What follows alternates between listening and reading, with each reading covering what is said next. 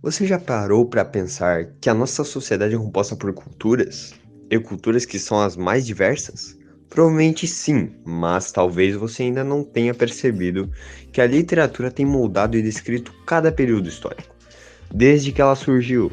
O barroco, arcadismo, romantismo, realismo e também o naturalismo são algumas das escolas literárias que influenciaram nosso modo de viver.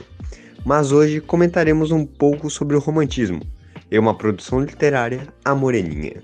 Ai, uma observação. No final do vídeo vamos... Epa. Quem é você, meu caro? Eu sou o Miquelon, o guri de Bento Gonçalves.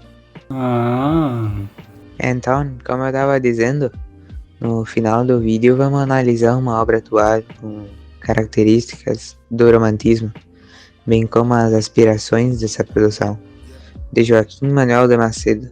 certo. Mas eu continuo a partir de agora. Primeiramente, quais são as características da literatura romântica? Iniciada no século XVIII, na Europa, chegou ao Brasil no mesmo século, porém no fim. Sim, e no Brasil existem três diferentes fases, das quais cada uma possui sua própria construção. As fases indianista, ultrarromântica e condoreira. A Moreninha é classificada como um romance indianista, regionalista, histórico e urbano. Porém, ela detém maiores características de um romance urbano. A Moreninha é primordialmente urbano. A história começa num cenário noturno, em que os primeiros personagens começam a aparecer. Espera um pouco aí, deixa eu pegar meu chimarrão. Bem, o primeiro é Felipe. Ele abre a porta da sala, entra e diz: Onde vocês vão passar o dia de Santana? exatamente. E aí, Leopoldo, amigo de Felipe, pergunta se terá patuscada, não é? Ô tchê, mas quem é tu? Sou eu que vai te substituir. Sai daqui. Que barbaridade, tá bom então. Meu Deus. Aí Felipe convida seus amigos, Leopoldo, Augusto e Fabrício, para passar o dia na casa de sua avó. Exatamente, ela fica numa ilha. Sim, o pilar que sustenta a história, na verdade, é o fato que nesse evento de Santa Ana, na casa da avó de Felipe, aparecerão as três irmãs dele, Joana, Joaquina e Carolina. Não. 3 irmãs não. Uma, que é Carolina, Joana e Joaquina, são primas. Pois é. Além disso, Felipe descreve cada detalhe de suas primas e irmã. A idade, cor das faces, cor dos cabelos. Afinal, esse é um ponto principal da história, o sentimentalismo. E olha quem apareceu. Se não é ele, sou eu. Você de novo, Miquelon. Sim, eu tava lendo o roteiro e gostei da história, então voltei. Ai, vou tomar uma caipirinha e já venho. Bah, esses guri, ele caiu os butiá do bolso. Então, mas antes de todos irem à ilha, o único que relutou foi Augusto. E a proposta que Felipe fez? Proposta? Que proposta, tia? Aquela proposta de se Augusto acabasse se apaixonando por uma de suas irmãs, ele teria que escrever a história de um amor que ele vivenciou. Mas, se ele não se apaixonasse, Felipe escreveria o triunfo de sua inconstância. Vixe, a inconstância de Augusto, baita característica. Enfim, continuando, chega um momento em que todos vão à ilha, mas, detalhe, Augusto foi depois, e Fabrício já estava apaixonado por uma daquelas 3 moças, uma doideira. Mas mesmo que Augusto pareça ter um coração de pedra, E ele tem. ele foi no teatro de Santana, o interesse em tentar se apaixonar por alguma bela moça. Agora que terminei de tomar meu sustento, deixa eu contar uma coisa. Vocês perceberam o quanto a obra A Moreninha é cheia de características românticas? Por exemplo, uma característica do romantismo é a religião, e na história isso é expresso pelo Festival de Santa Ana. E a questão do sentimentalismo aparece muito nas partes de idealização da mulher, como Felipe fez no início da história, descrevendo suas irmãs. Mas, uma coisa é certa, ainda tem muitas outras características que podemos tirar da história. É verdade, tia. Toda a questão da apreciação da natureza é algo bem forte também. Inclusive a ilha que os guris foram passear, o festival é um exemplo disso. Pois então. Tá. Deixa eu continuar a história. Depois que Augusto foi no teatro de São Pedro e tentou chamar a atenção de uma certa moça e falhou. foi em busca dela. O que ele não sabia é que essa moça era filha de Dona Ana, ou seja, a avó de Felipe. E é aí que o neto de Dona Ana fala com Augusto sobre o jantar que vai ter na casa da ilha, à noite. Então, eles são estudantes de medicina, não é? Aham. E aí os guri entram na casa e é uma conversação que só. Tem a amiga da véia, tem as primas do Felipe e a irmã. Daí já sabem, né, tchê? Tá. De forma relutante, Augusto conversava com a amiga de Dona Violante. Queria despachá-la, pois não estava gostando da conversa. Então, ela descreve alguns sintomas que andava tendo e Augusto a diagnosticou com hemorroida. Para se livrar dela rapidamente. Ele se junta aos outros e Fabrício vem em direção a Augusto pedindo ajuda. Augusto negou, pois não se lembrava e estava confuso. Fabrício, insatisfeito, diz às garotas sobre a inconstância amorosa de Augusto. Então ele humilhou o guri?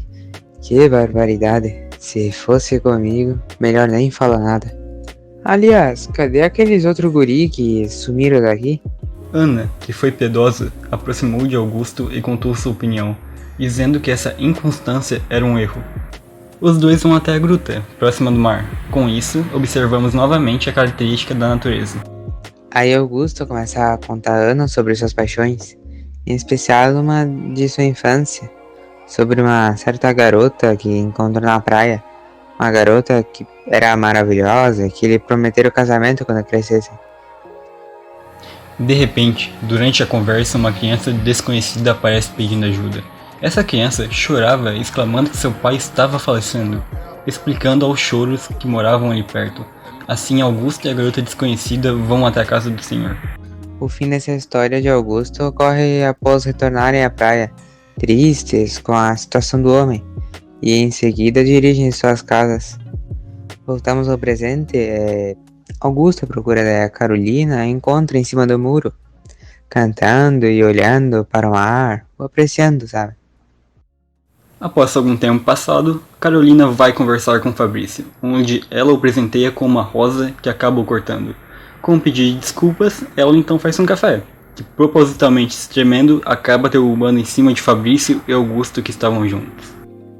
Ambos vão se trocar por conta do café e neste momento, Fabrício desafia Augusto a ir no setor feminino pegar as regalias que tem lá.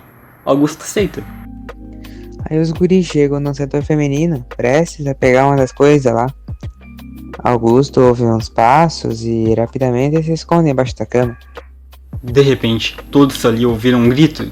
Mas daí, o que deu, tchê? Calma, calma. Era a Dona Paula que havia bebido e bateu sua cabeça na porta. Carolina, então que estava ali, foi ajudá-la. Porém, não sabia que ela havia bebido. Essa Dona Paula aí me lembra umas coisas do meu passado. Carolina pergunta aos estudantes de medicina que vieram após ouvir o grito o que poderia ser que estava ocorrendo com Dona Paula. Para não falarem que ela havia sido embebedada, apenas disseram que era um mal-estar passageiro e que o remédio logo já resolveria. Tchê, calma lá. Dona Paula foi embebedada e eu perdi essa cena. Mas bah. Pois é. E Carolina, então, resolve passar a noite cuidando de Dona Paula. Tá, então, Augusto, que conseguiria sair escondido do dormitório, se junta ao grupo lá fora e começa a conversar com Dona Ana, né? Aí ela percebe suas tristezas e acha que lhe falta algo, certo? Aí, quem seria? Carolina, né? Óbvio. Aham, e aconselhada por Dona Ana a ir falar com Carolina, Augusto ajuda com o escalda-pés. Aí, quando termina, vão dormir. Na noite do dia seguinte, dia de sarau, decidem realizar um júri. Porém, mais tarde, algumas garotas decidem sacanear Augusto, colocando uma carta em seu bolso. Mas pra que a carta? Para levá-lo à gruta. Ah, entendi, guri. Augusto, porém, acaba descobrindo o plano das garotas. Em seguida chega Carolina, bebe misteriosa água da fonte da gruta e desmascara Augusto, contando a história já dita anteriormente, sobre a pequena garota que encontrou na praia e que ainda ama. Ah, então a situação apertou pra ele, né, tchê? Parece que os dois guris sumiram. A gente foi dando uma esticada nas pernas. Mas o Matheus não volta não. Esse aí, se tudo der trela, é como dar corda em carrinho de controle remoto. Vou dar uma saída aqui também então. É. Depois disso, Augusto sai da ilha e volta pra casa do seu pai, onde acaba trancado e fica muito tempo sem ver Carolina. Ai ai. Após um longo período, Augusto consegue voltar para a ilha com Felipe, onde sai correndo procurar por ela. Após encontrar, começam a conversar, saem por algum tempo e fazem atividades no acampamento juntos, onde sua amada até tenta ensiná-la a fazer crochê. E, inclusive, acontece casos de ciúmes, hora e outra. Opa! Daí, um momento, os dois saem numa caminhada pela ilha e conversam, onde rola um clima intenso e Augusto pergunta se Carolina ama alguém, mas Carolina fica calada, sabe, envergonhada. Augusto então a questiona novamente. Você não irá me perguntar se eu amo alguém? Não vou pedir, mas também não vou impedir, responde ela. Augusto revela que a ama e a questiona se ela ama alguém, e se é ele esta pessoa. Porém, Carolina responde apenas com um talvez. Oxê, mas só um talvez? O guri, e aí mais tarde voltam para suas casas e Augusto fica ansioso para reencontrá-la, né não? Sim, em um certo dia eles conversam novamente. Ele pede a sua mão em casamento, porém ela recusa o pedido. E Augusto pergunta o porquê da resposta, e ela conta que viveu uma história semelhante. Carolina dá alguns detalhes da história, e ambos percebem que eram as crianças da história. E para terminar a história, nada melhor do que um bom gaúcho para fazer isso. O tempo passa e Augusto conversa com Felipe, exclamando que perdeu a aposta. Felipe dá umas gargalhadas por ele e pergunta como se chamaria sua obra. E adivinha, tchê? A Moreninha. Meus compatriotas, acabamos, mas ainda tem outro livro, estão lembrados? Ah, não. Ah, não, tchê. Isso é bem simples, galera. Deixa comigo, o Matheus vai me ajudar. Ô, tchê, por que me meti numa fria dessa? Mas vamos lá, né? Fazer o quê? Pô, mas peraí, o Luiz falou que tu não voltava. Doidão. Tu tá enganado, tchê. Ele falou isso do Matheus. Como o Gaúcho comentou lá no início, a gente vai comparar um livro aí. Não sei direito qual é, mas é um tal de Não Se Iluda Não. Me chamou? O que você tá fazendo aqui ainda? Tava fazendo meu mate e eu vi o meu nome. Tive que conferir, né? Vai que tão falando mal de mim, né, tchê? Beleza, mas agora pode ser. Miquelon, né? Acho que já foi. Oxi. Tá, vamos fazer uma análise bem rápida então. 11 minutos de vídeo não é tão fácil. No livro Não Se Iluda Não, nós conseguimos perceber, por exemplo, um final feliz, igual a Moreninha. E percebe-se também a valorização da natureza quando a protagonista e seu amado se beijam, bem como a construção da história em cima do passado. O livro é bem interessante. Pera lá, minha mãe tá me chamando. Vou ter que sair, valeu. Eu, da produção, aproveitar que esses guris estão saindo, vim aqui dizer muito obrigado. E também pra falar, cara, que trabalho esforçoso. Ninguém merece 13 minutos de vídeo. Valeu! Já que tá todo mundo indo embora, então eu dou continuidade. E o Matheus me ajuda. Não é? Ô Matheus, cadê tu, tchê? Mas bah, já foram tudo? Então eu vou também.